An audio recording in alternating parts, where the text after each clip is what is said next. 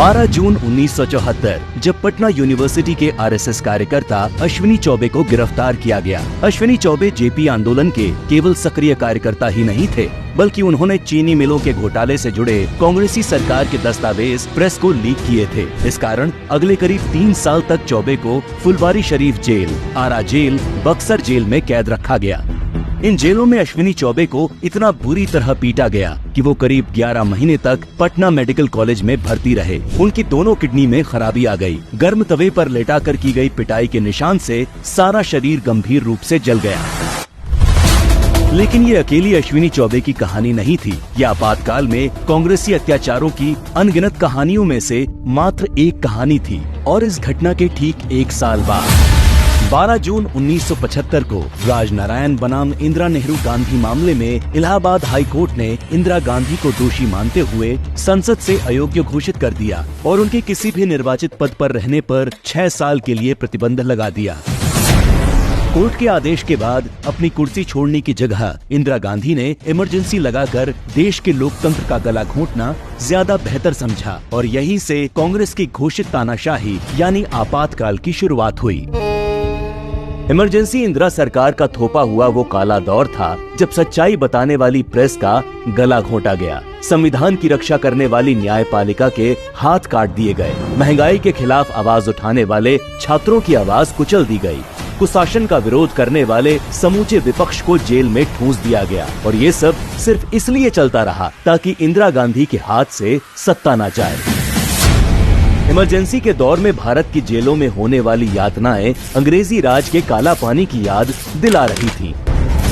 इंदिरा गांधी का सबसे ज्यादा गुस्सा छात्रों पर फूटा, क्योंकि छात्रों के नवनिर्माण आंदोलन की वजह से ही गुजरात के कांग्रेसी सीएम चिमन भाई को इस्तीफा देना पड़ा था। वहीं बिहार छात्र संघर्ष समिति भी इंदिरा गांधी के लिए सरदर्द बनी हुई थी। इसीलिए आपातकाल के दौरान इंदिरा सरकार ने सबसे भीषण दमन छात्रों का ही किया। छात्र संगठनों को प्रतिबंधित करके छात्र नेताओं को जेल में ठूंस दिया गया, जहाँ उन्हें पुलिस या ज्यादतियों का शिकार होना पड़ा। तब के दिल्ली छात्र संघ अध्यक्ष और एबीवीपी के नेता 22 साल के अरुण जेटली जी को भी 19 महीनों तक तिहाड़ जेल में रखा गया, जहां उन्हें खाने के लिए मक्खियां तैरती पानीदार दाल और अधपकी रोटियां दी जाती थी। दिल्ली के जसवीर सिंह को उल्टा करके इस तरह पीटा गया कि चोट के प्रमाण न रहे। रेलवे ट्रेड यूनियन नेता जॉर्ज फर्नांडिस के भाई लॉरेंस फर्नांडिस को इतना पीटा गया कि वो सालों तक सीधा खड़ा नहीं हो पाए। इस दौरान किश्तया गौड़ और भूमया तक को फांसी दे दी गई। मीसा और डीआईआर कानून बनाकर लाखों लोगों को जेल में डाला गया, जहां बर्फ की सिल्लियों पर लेटाकर सत्याग्रहियों को पीटा जाता था। उनकी उंगलियों पर कुर्सी रखकर उस पर बैठा जाता था। बेहोश होने तक चाबुक से घंटों पीटा जाता। कई दिनों तक भूखा प्यासा तड़पाया जाता और इस दमन के खिलाफ कहीं आवाज नहीं उठाई जा सकती थी। सिर्फ आम जनता ही नहीं, विपक्ष के बड़े नेताओं को भी इस सरकारी दमन का शिकार होना पड़ा।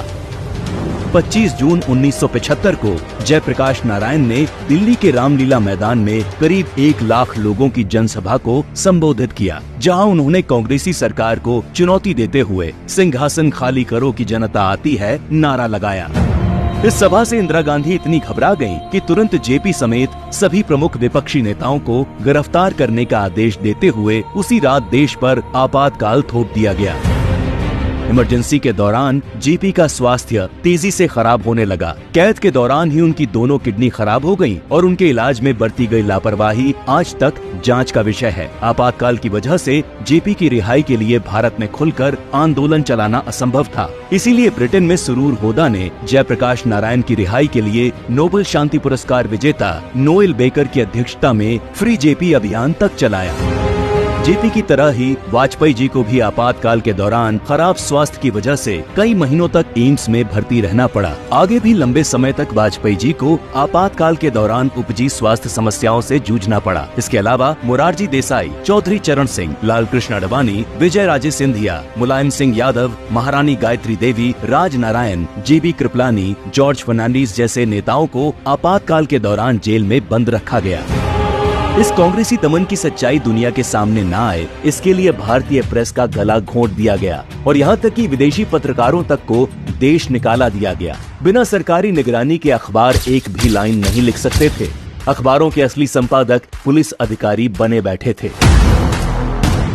आपातकाल के 19 महीनों में 327 पत्रकारों को जेल, 3801 अखबार जब्त, 290 के सरकारी विज्ञापन बंद, करीब 60 लाख लोगों की नसबंदी, करीब 5 से 7 लाख लोग हुए बेघर। आज चाहे कांग्रेस अपने इस कलंकित तानाशाही इतिहास को छुपाकर कितना भी लोकतांत्रिक फ्री स्पीच की बात करे, लेकिन भारत की 140 करोड़ की जनता इस कांग्रेसी दमन को न भूलेगी न माफ करेगी।